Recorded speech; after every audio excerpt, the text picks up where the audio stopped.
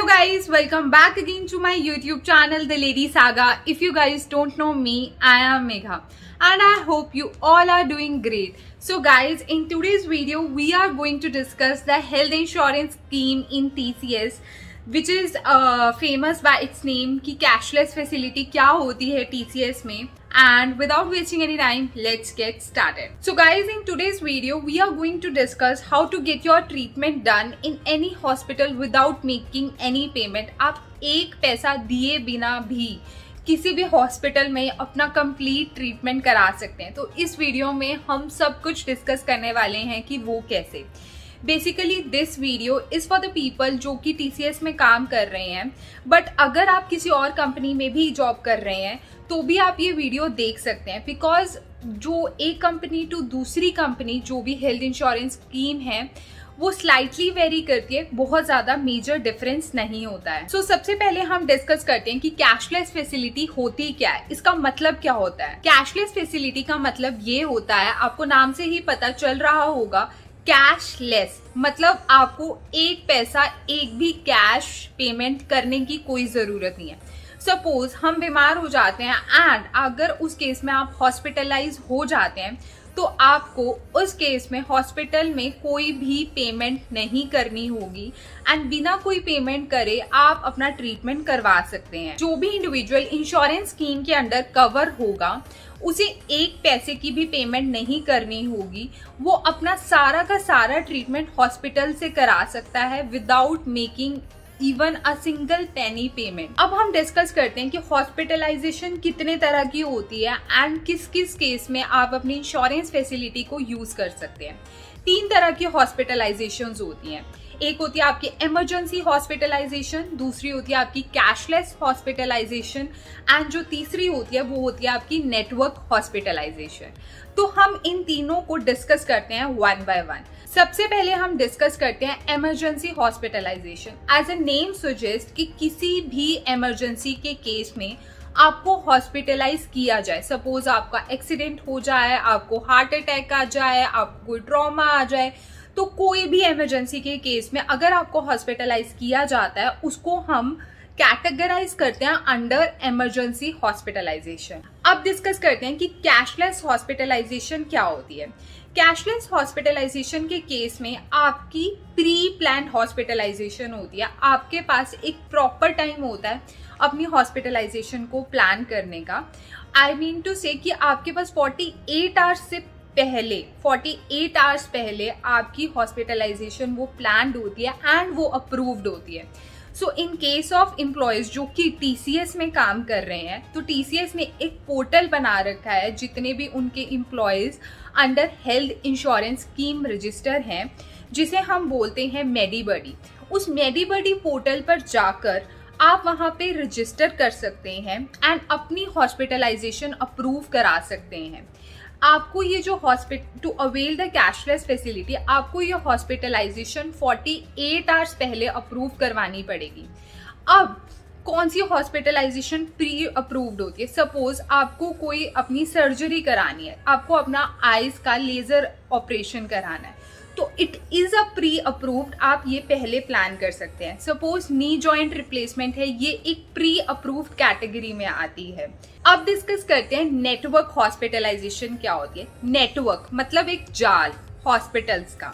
अब क्या है, TCS ने मेडीबडी पोर्टल बना रखा है अपने सभी वर्कर्स के लिए, सभी एम्प्लॉयज के लिए जो कि हेल्थ इंश्योरेंस स्कीम के अंडर आते हैं. उस मेडीबडी पोर्टल पे बहुत सारे हॉस्पिटल्स रजिस्टर्ड हैं ऑल अक्रॉस इंडिया. तो आप वहां जाकर देख सकते हैं कि आपके रीजन में कौन सा हॉस्पिटल फॉल करता है और पूरे इंडिया में कौन सा हॉस्पिटल फॉल करता है. उन सभी हॉस्पिटल्स के नेटवर्क को हम नेटवर्क हॉस्पिटलाइजेशन बोलते हैं. एंड जो दोनों इमरजेंसी हॉस्पिटलाइजेशन है एंड कैशलेस हॉस्पिटलाइजेशन है वो नेटवर्क हॉस्पिटलाइजेशन के थ्रू ही अवेल आप कर सकते हैं.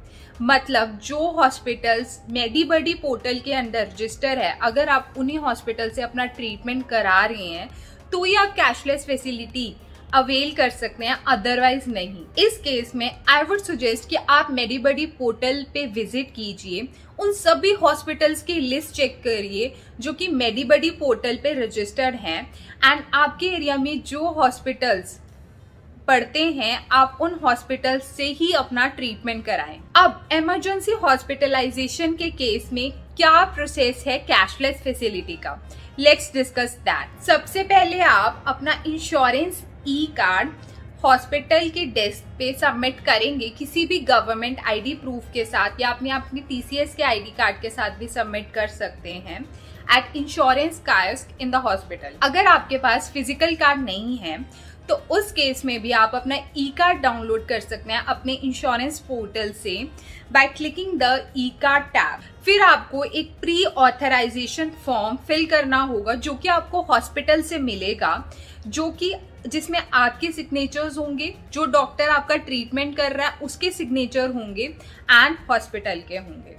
अब जो टीपीए है वो जो अप्रूवल है वो हॉस्पिटल को भेज देता है। अगर आपको कोई और एक्स्ट्रा फैसिलिटीज की अप्रूवल लेनी है तो वो भी आप ले सकते हैं, पर उस केस में आपको स्पेशल रिक्वेस्ट रेज करनी होगी and it is subjected to the terms and conditions only. Suppose आप इंश्योरेंस स्कीम के अंडर आपको कवर मिलता है 5 लाख का एंड आपका जो बिल बनता है वो 7 लाख का बनता है, तो उस केस में जो आपकी अमाउंट डिडक्टेड होगी बाय द हॉस्पिटल वो सिर्फ और सिर्फ 5 लाख ही होगी, that is 5 lakhs, and 2 lakhs आपको अपनी तरफ से पे करने होंगे to settle the entire hospital bill.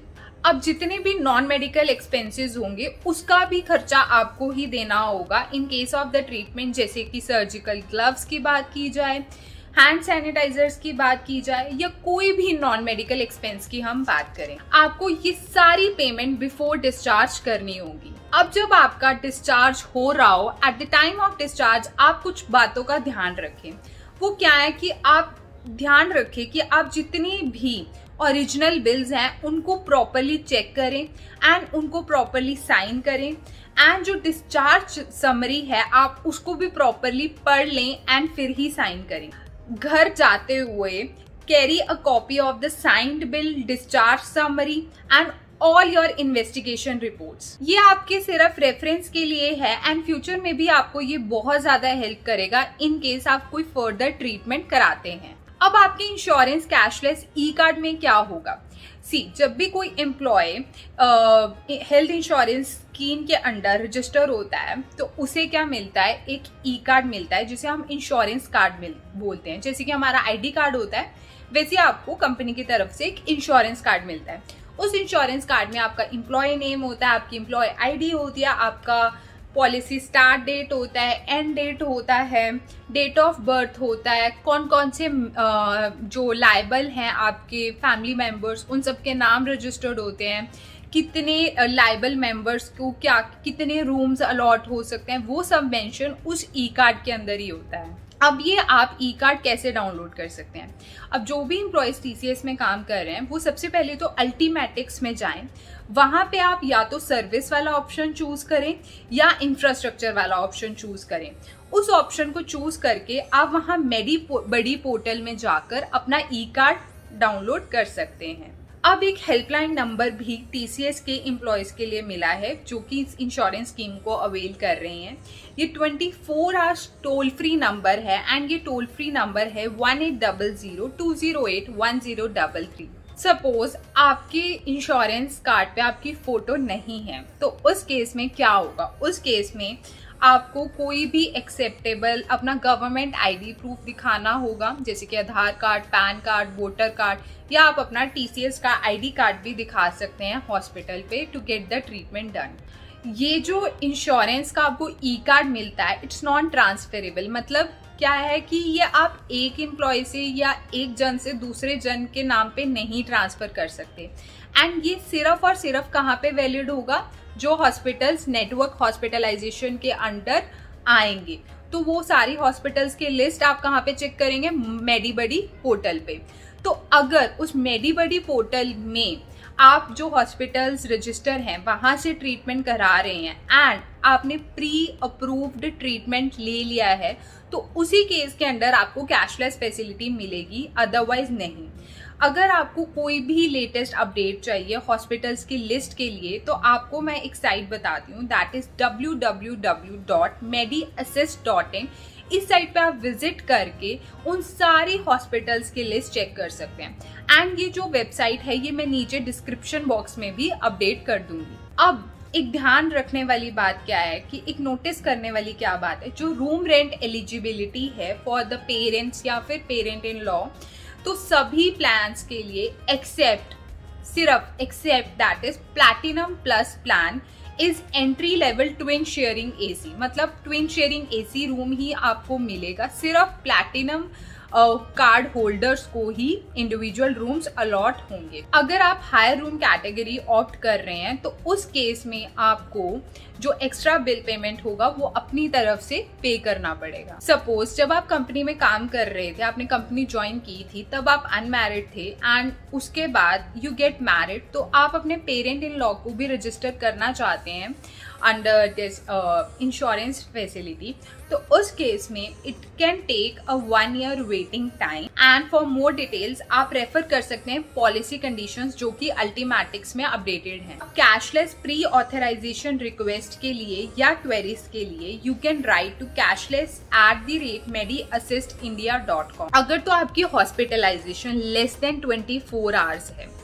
तो उस केस में क्या होगा, आपको कैशलेस फैसिलिटी नहीं मिलेगी, बट स्टिल आप अपने बिल्स की रीइंबर्समेंट ले सकते हैं। आप सभी अपने ओरिजिनल बिल्स को कलेक्ट करिए, उन्हें मेडीबडी पोर्टल पे अपलोड कीजिए, उनकी अप्रूवल लीजिए एंड फिर आपको रीइंबर्समेंट मिल जाएगी।